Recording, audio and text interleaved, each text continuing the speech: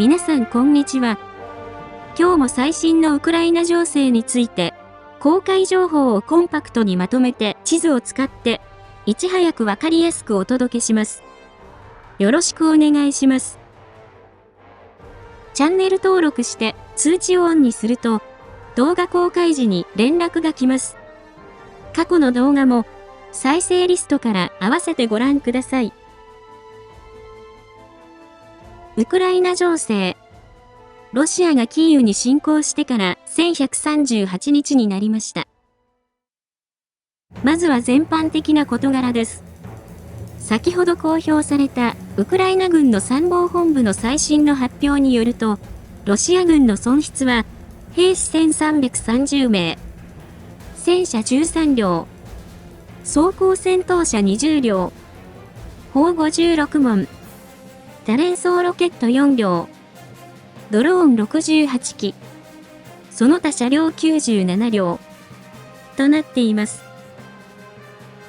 戦線全体では145回の地上戦の報告がありました。そして視覚的に確認できるウクライナ軍の装備の損失数とロシア軍の損失数の比率は1対 2.1 で、ウクライナ側の損失数に比べ、ロシア側はその 2.1 倍になります。ロシア軍の損失は民生用のバン、軍用トラック、砲、乗用車が多く、反対にウクライナ側は半数以上がピックアップトラックとなっています。戦況図と並んでよく見られているウクライナとロシア情勢のニュースコーナーです。YouTube のチャプター機能で必要なところを見ることもできます。1番目。ロシア科学技術庁は、ロシアのバターの4個に1個は、偽造バター、極めて低品質な偽物であることが分かり、当局が刑事事件として捜査を開始しました。インフレで、バターは昨年12月の段階で、公式統計でも 35% 上昇し、万引き防止のプラスチックケースや鍵のかかる冷蔵庫で販売されています。イズベスチアによると、全国で売られているバターの 24.82% には人工脂肪、でんぷん、ソーダ、禁止されている膨張剤のトランスグルタミナーゼが使われていたとのことです。また、チーズの 16%、粉ミルクの 13% にもコスト削減のための偽物や添加物が入っていました。偽物はほぼすべての小売店舗で見つかり、消費者は安い商品を求めていて、このような違反には罰金だけで済むことから、専門家はこのような事例は後を絶たないとしています。2番目。アメリカ NBC ニュースは和平交渉をめぐるロシアの戦略についていくつかの発言を引用し、プーチン大統領は時間が味方だと考えていると伝えました。記事では、現在、クレムリンは二重のアプローチをとっていて、一方ではアメリカの和平交渉に応じる姿勢を見せ、他方ではウクライナへの攻撃を激化させていることについて、一見矛盾するようにも見えるが、そうではないと指摘しました。ジョンズ・ホプキンス大学で歴史学を教えるラドチェンコ教授は、まず、ロシアはウクライナの降伏に等しい極端な場合にのみ停戦に同意すると、ウクライナが絶対に受け入れない提案をした。その間に、ホワイトハウスとの話し合いを通じて、二国間の関係改善を図ろうとしている。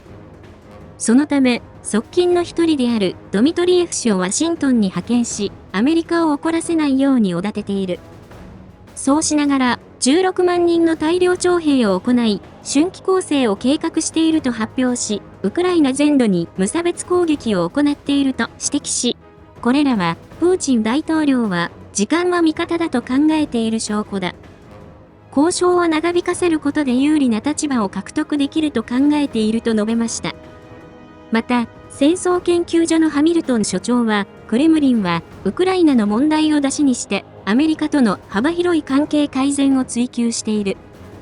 その中で、ウクライナと欧州を排除し、ロシアが自由に戦争を継続できるようにしていると語りました。3番目。一方、アメリカが宣言した貿易戦争により原油価格は急落し、ロシアがトランプ関税の最初の犠牲者になる模様です。ロシアの経済専門家シルヤエフ氏によると、ロシアはトランプ関税の対象国になっていないにもかかわらず、原油価格が急落し、ロシア政府の予算を直撃し、穴が開いた。これは、大惨事でルーブル暴落の始まりだと指摘しました。また、ロシアの経済チャンネルプロエコノミクスも、ウラル産原油は間もなく1バレル50ドルになるだろう。政府予算は69ドルで設定している。これはつまり、政府は収入を予算通りに確保するためには、1ドル120から130ルーブルに切り下げなければならないことを意味する。しかし、穀物、木材、肥料、金属などの材料価格も崩壊レベルで下落しているため、この切り下げでも十分とは言えないとしました。以前の動画でもお伝えしましたが、現在当局はあの手この手でルーブル高に誘導していて、ちなみに現在の為替は1ドル84ルーブルとなっています。今後130ルーブルになれば 54% の切り下げが待っていることになります。そして、プロエコノミクスでは、ルーブル安になれば、ロシアのインフレは制御不可能になるだろうと警告しました。それでは、各地域の戦況です。戦況の変化のあるところを中心にお伝えします。その変化は大画面で、フルスクリーン表示にしていただくと、街並みや日付とともに追いかけることができます。説明にあたり、これまでこの分野で起きた様々な出来事を参考に、ルジアンやルシアン軍など、YouTube 用に最適化した表現を使用しています。また、海外から毎日聞いている人が一定数いますので、数時間後に聞き取りやすい英語の副音声を公開しています。北東部クルスク、ハルキウ方面。ルシアン軍が奪還作戦を行っているクルスク。ウクライナ軍が越境攻撃を行い侵攻したベルゴロド、そしてハルキウ方面の戦況についてお伝えします。クルスク方面。作戦に影響を与えるクルスクの天気は雨。最高気温16度、最低気温9度。今日の天気予報も雨となっています。ウクライナ全土で冷え込む予報があり、今週はクルスクでも気温が氷点下になる見込みです。この方面でルシアン軍は18回の攻撃、13回の空爆を行いました。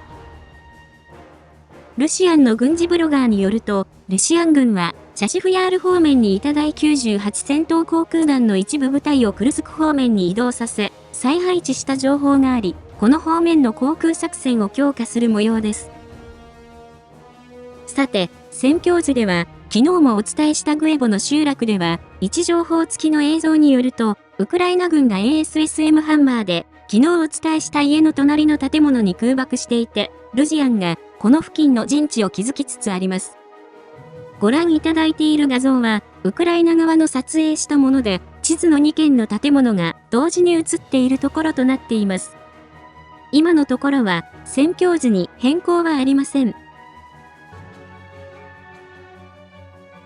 ベルゴロド方面。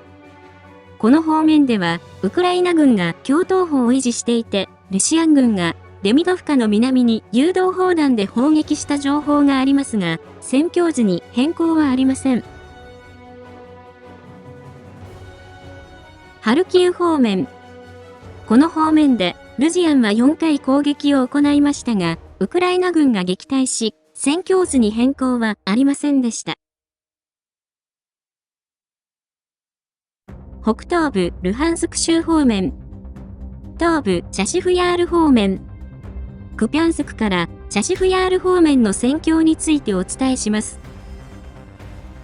この方面でルジアンは、クピャンスク方面で4回、スバトベクレミンナ戦は39回、シベルスク周辺では3回、チャシフヤール方面で1回、トレツクの方向は20回攻撃を行いました。クピャンスク方面。この方面では、ルジアンの日和見的な攻撃が続き、ウクライナ軍も局所的に反撃を行っています。そのうち、ザパドネの集落の南では、位置情報付きの映像によると、ウクライナ軍がザパドネに向かって反撃を行いました。ウクライナ軍は1両の M113 装甲戦闘車で前進しましたが、地図の場所で道路に置いてあった地雷を踏んで前進が停止しました。この攻撃は失敗し、戦況図に変更はありません。シベルスク周辺。この方面でも双方が攻撃を行い、前進の機会を伺っています。ウクライナ軍のザポロジェツ報道官は、ウクライナのテレビに登場し、シベルスクでは3月だけでロシア軍のバギーなど軽車両が578台を破壊し、これに数百台と数えきれない数のバイクも加算しなければならない。昨日の話で言えば、103人が地面に召されたと説明し、機動力を前面に押し出した正面突撃を行っていることを報告しました。そのうち、シベルスク南西にあるバシュキフカでは、位置情報付きの映像によると、ウクライナ軍が集落に突入し、集落をほぼ奪還しました。ロシア軍は、奪われた集落に、ドローンで攻撃を行っていることから判明しました。ご覧いただいているのは、ロシア軍のもので、地図の角から2軒目にある建物を観察しているところとなっています。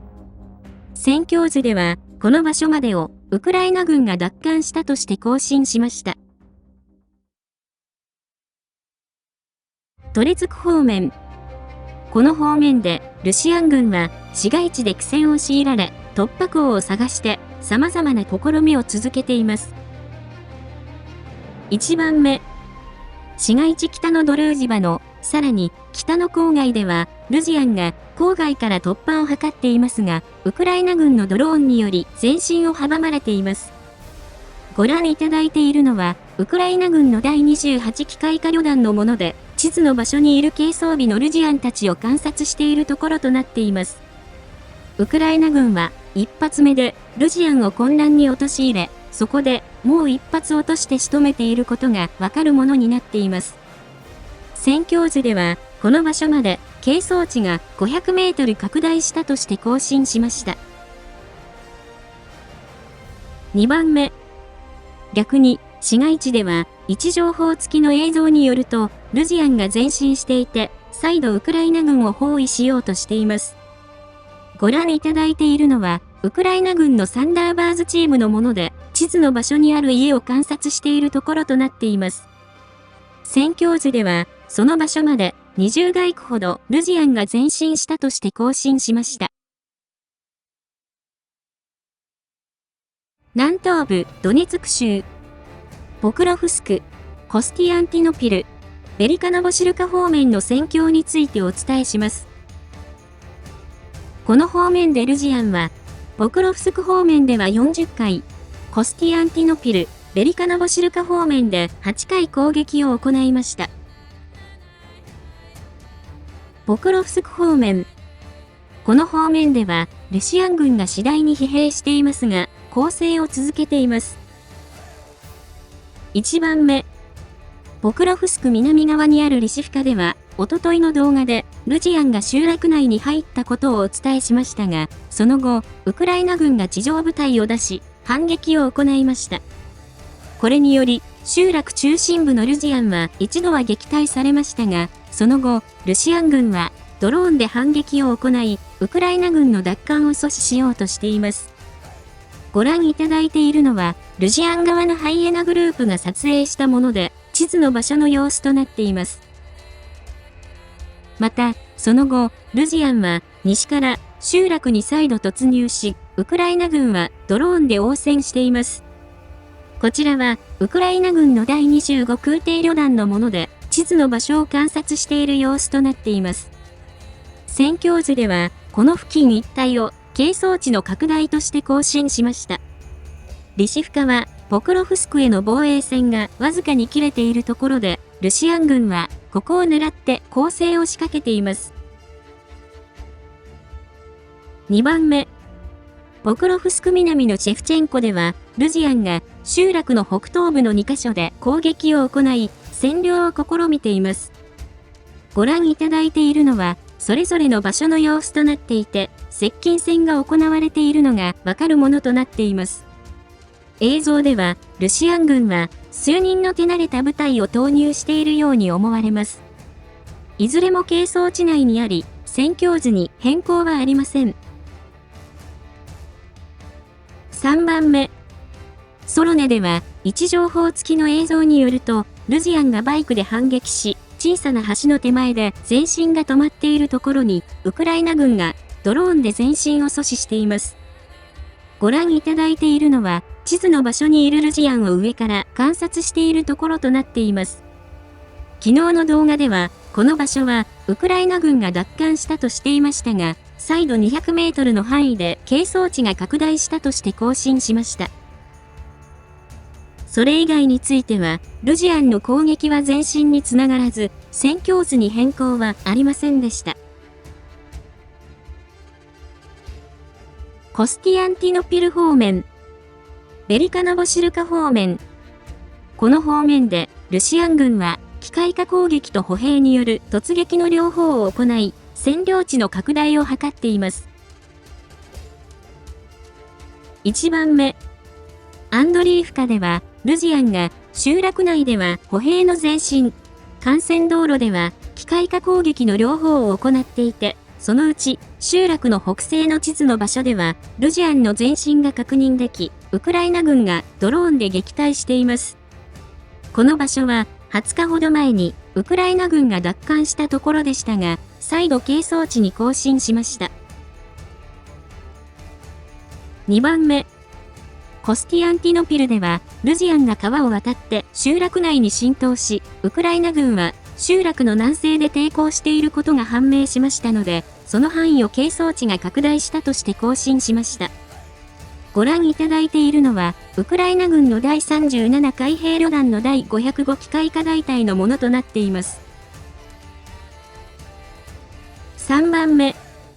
ベセレでは、ルジアンがモクリアリー川の南側を川沿いに前進し、途中ウクライナ軍のドローンにより、一部は撃退されつつも前進を続け、集落の中心に突入しました。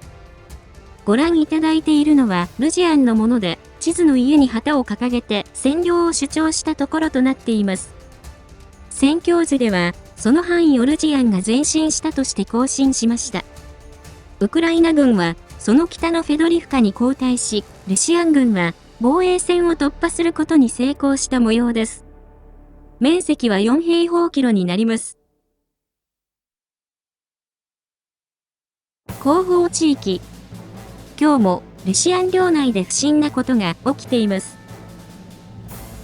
1番目。前線から700キロ離れたサランスクでは、光ファイバーを生産している JSC オプティフォロコニエシステミーの工場にドローン攻撃があり、火災が発生した情報があります。地元住民によると、6機から8機のドローンがやってきたと伝えていて、映像では地面から鋭い閃光が確認できます。この工場は国内で唯一の光ファイバーを生産している工場で、ロシアン軍の光ファイバードローンの生産に影響が出ることは必至となります。2番目。また、ウクライナ保安庁の情報筋によると、サマラにあるプロムシンテズの工場にドローン攻撃があり、少なくとも20回の爆発と数カ所の火災が発生したとのことです。この工場ではアンモナール、アンモナイト、グラニュライトなどの産業用爆薬を製造していて、現在操業を停止していると伝えられています。南部ザポリージャ州、南部ヘルソン州。これらの方面でルジアンは6回攻撃を行いましたが、ロシアン軍に成果はありませんでした。今日は以上です。情勢分析やニュースの感想、最新情報など、ぜひコメント欄にお寄せください。最後に、このチャンネルにはサブチャンネルがあります。また、関連するツイッター、ノート、テレグラム、ニコニコ動画もあります。ノートでは、日々の戦況を無料で読むことができ、ニコニコ動画では、昨年8月までの戦況動画を掲載しています。何かあった時は、これらのメディアで視聴者様にお知らせしますので、ぜひ、どれか一つでもチャンネル登録、フォローの方をお願いします。リンクは概要欄にあります。ご視聴いただきありがとうございました。